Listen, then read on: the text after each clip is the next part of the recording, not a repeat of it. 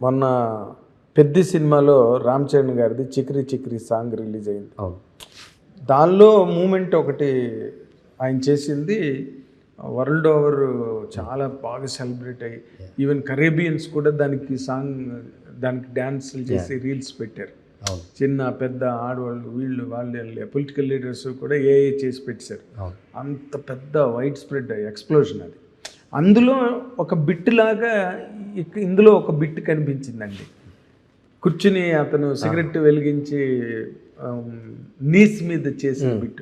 అదేమైనా ఇన్స్పిరేషన్ తీసుకున్నారా? లేదు, అలా ఏమి ఇన్స్పిరేషన్ ఏం లేదు. యాజ్ ఇట్ ఈస్ ప్యారలల్ గా ఉంది. చెప్పాలంటే దీనికి మనం 2-3 ఆప్షన్ చేసాం ఆల్రెడీ. ఒక్కటి కాదు, మనం జనరలీ మా గురుగారి నుంచి నేర్చుకుని వచ్చేది, ఒక అవుట్పుట్ ఇవ్వాలంటే ఒక్క షార్ట్ ఒక్క మూమెంట్ మాత్రం ఇవ్వం. ఒక్కొక్క దానికి కొన్ని ఆప్షన్స్ ఉంటాయి. మనమే ప్రిపేర్ చేసి ఒక 5-6 ఆప్షన్ తీసుకొని వెళ్దాం. దాంట్లో ఫైనలీ ఈ మూమెంట్ ఎగ్జాక్ట్లీ ఈ క్యారెక్టర్కి కరెక్ట్గా ఉంటుంది అని డైరెక్టర్ గారు సెలెక్ట్ చేశారు దాన్ని. అది అట్లా వచ్చింది. అది దాన్ని చూసి ఇన్స్పైర్ అది ఏం చేయట్లేదు. ఇది న్యాచురల్గా ఆర్గానిక్గా మన దగ్గర నుంచి డైరెక్ట్గా వచ్చింది. అంటే అది ఒక అబ్జర్వేషన్లో బాగా అది కూడా ఉంది. ఆ బిట్ లాగా ఉంది ఇది. అదే ఒకటి సినిమా ఏదైనా ఒకటి సూపర్ హిట్ లేకపోతే ఒక సూపర్ సక్సెస్ ఉందనుకోండి, దాని మీద ఇన్స్పిరేషన్ తీసుకోవడంలో తప్పులేదు. కానీ అది అలా పుట్టింది లేదు. అలా పుట్టిందంటే అది చెప్పడానికి కూడా ఏమీ లేదు. ఎందుకంటే ఇప్పుడు దాంట్లో చేస్తున్న కొరియోగ్రాఫర్స్ కానీ వాళ్ళందరినీ చూసి మనం నేర్చుకొని వచ్చేవాళ్ళమే కదా. సో దాని ఇన్స్పిరేషన్ ఉందంటే అవును, దాన్ని ఇన్స్పిరేషన్గా తీసుకొని మేము చేసామన్న దాంట్లో ప్రౌడే ఉంటుంది తప్ప దాంట్లో ఏమి ఇది లేదు. లేనప్పుడు అవును లేదు, మనమే డైరెక్ట్గా చేసామన్నది చెప్పిస్తాం. అదేలేండి. ఇప్పుడు ఈ మధ్య రోజుల్లో మీరు ఒక కొరియోగ్రాఫర్గా అంటే చాలా కాలంగా కొరియోగ్రఫీ డిపార్ట్మెంట్లో పనిచేస్తున్నా, ఈ మధ్య రోజుల్లో వచ్చిన సాంగ్స్లో మిమ్మల్ని బాగా ఆకట్టుకున్న సాంగ్ ఏదండి? అంటే which has really inspired you or impressed you, అరే భలే ఉందిరా ఈ సాంగ్ అని మీకు అనిపించిన సాంగ్? నాకు అట్లా అంటే నాకు లాస్ట్లో మా గురుగారి దాకా చేసిన సాంగ్ అది నాకు చాలా ఇష్టం. అంటే ఎక్కడ కంపారిటివ్లీ వెళ్ళినా నా గురుగారు చేసిన సాంగే నాకు అట్లా వస్తుంది. ఓకే, ఏ సాంగ్ అండి? లాస్ట్లో నాటు దాకా నాకు మనోగురి చాలా ఇష్టం. మనోగురి తర్వాత దాన్ని బ్రేక్ చేస్తున్న ఒక కొరియోగ్రఫీ ఇంకా చేయాలన్న పట్టుదల ఉంది నాకు. ఏ పాట? మనోహరి సాంగ్ ఉంది కదా, మనోహరి సాంగ్. ఆ కొరియోగ్రఫీ అంటే నాకు పిచ్చి ఇష్టం. అవునా? ఆ కొరియోగ్రఫీ. దాని తర్వాత అలాంటి ఒక కొరియోగ్రఫీ పడుతున్న సాంగ్ దొరకాలి ఒక కొరియోగ్రాఫర్కి అన్న థాట్ ఎప్పుడు ఉండేది. అవునా? అది మా గురుగారిది. అదేలేండి. అంటే ఇప్పుడు ఈ లాస్ట్ 10 yearsలో ఈ సాంగ్ పిక్చరైజేషన్స్, కొరియోగ్రఫీ మోడల్స్ అన్నీ బాగా మారిపోయాయి. అప్పుడు 40 మంది డాన్సర్లు ఉండేవారు. ఇప్పుడంటే కథ పరంగా వీళ్ళు చాలామంది ఉన్నారు అక్కడ, కానీ కూటమి ఉన్నారు కానీ, బట్ ఆ నేచర్ కాదు. అంటే 20-30 వెనకాతల డాన్సర్స్ ఉండడం, డాన్సులు చేయడం, ఒక మాస్ ఎలివేషన్స్ అని ఇప్పుడు మారినాయి కదా. అవును. ఒక్కొక్క జనరేషన్లో కొన్ని డైరెక్టర్స్ వస్తున్నప్పుడు వాళ్ళు విషనే డిఫరెంట్గా ఉంది కదా. ఆ విషన్ డిఫరెంట్ ఉంది, జనాలు ఎక్స్పెక్ట్ చేస్తున్న విధాలు డిఫరెంట్ అవుతుంది. సో అలా అన్నప్పుడు దానికి తగ్గినట్టు కొన్ని సంవత్సరాలకు ఒక్కసారి ఆ ట్రెండింగ్ మారుతూ అలా వస్తుంది. అంతేలేండి. అంటే డైరెక్ట్ డాన్సులు ఈజీయా, మాంటేజ్ సాంగ్స్ వాటిలో ఉండే ఇబ్బంది ఏంటండి మాంటేజ్ సాంగ్స్ తీయడంలో? డాన్స్ సాంగ్లో నా పరంగా చూస్తే నాకు మాంటేజ్ సాంగ్ కొంచెం కష్టమే డాన్స్ సాంగ్ అంటే. ఎందుకంటే ఒక డాన్స్ సాంగ్లో మ్యాక్సిమం % మీరు తీసుకుంటే ఒక కొరియోగ్రాఫర్ పాయింట్ ఆఫ్ వ్యూలో మన మూమెంట్ కంపోజ్ చేసి దానికి మ్యాక్సిమం ఎఫర్ట్ పెట్టి ఒక సాంగ్ని బయటకు తీసుకురావచ్చు.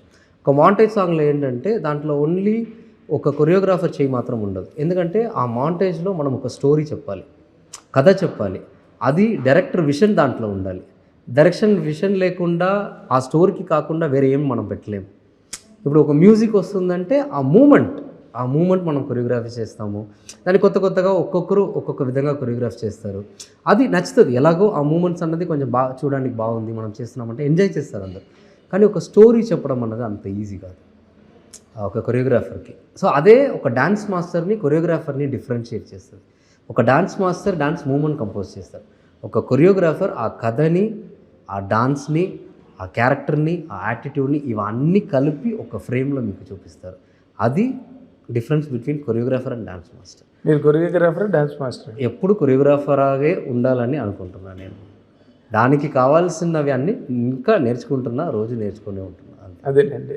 అంటే ఒక ప్రభుదేవ వచ్చిన తర్వాత ఒక ట్రెండ్ బాగా మారిందండి. తర్వాత ఇప్పుడు జానీ మాస్టర్ కానీ, శేఖర్ మాస్టర్ కానీ, వీళ్ళందరూ they are all doing very well. ఇప్పుడు నిన్ననే రిలీజ్ అయింది రామ్ చరణ్ గారి సాంగ్, అది ఎరగొట్టేసింది అసలు. బాగుంది, చాలా బాగుంది. ఎలక్ట్రిఫైయింగ్ మూమెంట్స్ అసలు రామ్ చరణ్, చాలా బాగుంది కదా? చూసారా? చాలా బాగుంది, చూసా.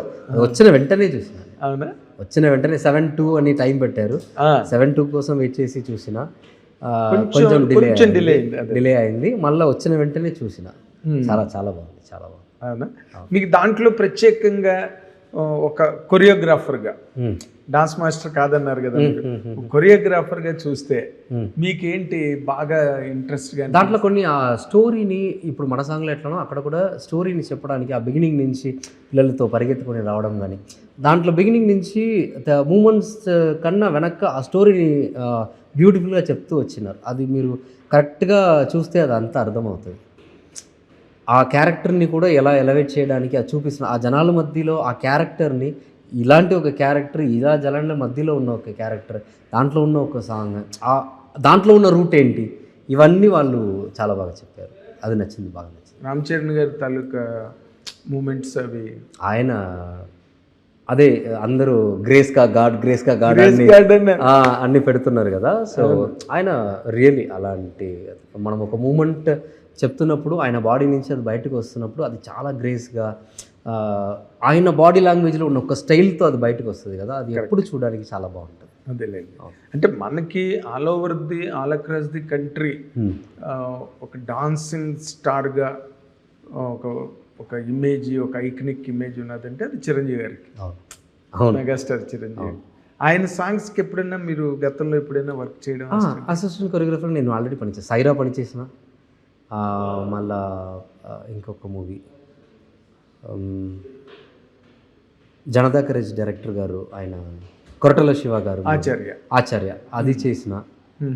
ఆయన కూడా చాలా క్రేజ్ అండి, చాలా క్రేజ్. మనం ఒక కొరియోగ్రాఫర్గా, ఒక అసిస్టెంట్ కొరియోగ్రాఫర్గా ఒక మూమెంట్ కంపోజ్ చేసి ఆయన బాడీ లాంగ్వేజ్ నుంచి ఆయన చేస్తున్నప్పుడు మనం చూస్తున్నప్పుడు టెక్నీషియన్ అనేది మర్చిపోయి ఒక ఫ్యాన్గా చూసి ఎంజాయ్ చేస్తాం మనం స్పాట్లోనే. సో అలాంటి ఒక అవుట్పుట్ ఆయన దగ్గర నుంచి వస్తుంది.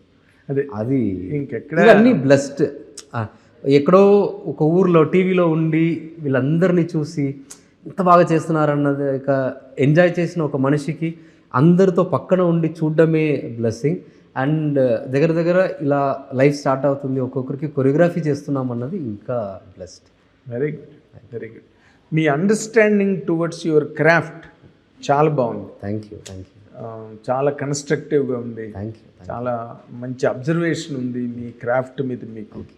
అది మీకు 100% it will help you to travel a long way అండి. Thank you. ఇలాంటి ఇంకా ఏమైనా చేశారా? జరుగుతున్నదా షూటింగ్? ఇంకో సాంగ్ ఇంకా నెక్స్ట్ సాంగ్స్ ఉన్నాయి, అవి దేవుడి దయ వల్ల చేస్తాను అనుకుంటున్నా. ఒక సాంగ్ ఇచ్చారు ఇప్పుడు, ఇది ఒకటి, ఇంకొక మాంటే సాంగ్ ఒకటి చేసిన ఆల్రెడీ. మళ్ళీ మాంటే సాంగ్ ఎలా చేశారు మరి? డైరెక్టర్ చేసుకున్నాడా? లేదు, నేను ఉండి చేసిన. డైరెక్టర్ విషయాన్ని టఫే, అదే చెప్తున్నా కదా, దీనికన్నా అది చాలా టఫే, కానీ అది కూడా చాలా బాగా వచ్చింది. చాలా బాగా వచ్చింది. ఇవి 2 సాంగ్ ఇప్పుడు నేను చేసిన మన మూవీలో. ఇంకా సాంగ్స్ ఉన్నాయి, అది ఎట్లా అన్నది ఫ్యూచర్లో అప్డేట్. ఇంకేం లేదు, ఇంకేంటి, మీరే చేస్తారు, మీరే చెయ్యాలి కూడా. ఎందుకంటే ఆ స్టాంపింగ్ వచ్చింది కాబట్టి మీకు అది అంత సినిమా మొత్తం సస్టైన్ అయితే బాగుంటుంది. 100%. Good luck Sudha. Thank you. All the very best. God bless you. మీరు కూడా చాలా గొప్ప పేరు తెచ్చుకుని కొరియోగ్రఫీలో ఇండియాలోనే ఒక పెద్ద రేంజ్కి వెళ్ళాలి అని నేను మనస్ఫూర్తిగా కోరుకుంటున్నాను. Thank you sir. All the very best. God bless you. Thank you. ఇది ఆయాష్ షేర్. ఈయనే ఆయాష్ షేర్ అంటే కొత్తగా ఒక కొరియోగ్రాఫర్గా ఎక్స్ప్లోర్డ్ అయ్యాడు కదా మొన్న. So let us wish him all the very best for a long way to come in the film industry. Thank you very much.